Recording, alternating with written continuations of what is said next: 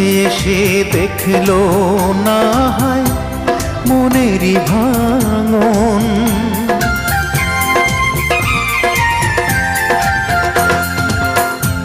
বুঝলো না কেউ ব্যথায় ভরা আমার জীবন। কাছে এসে দেখলো না হয় মনেরই ভাঙন। চার আঙ্গুলের এই কপালে, চার আঙ্গুলের এই কপালে কষ্ট বেড়ে যায়।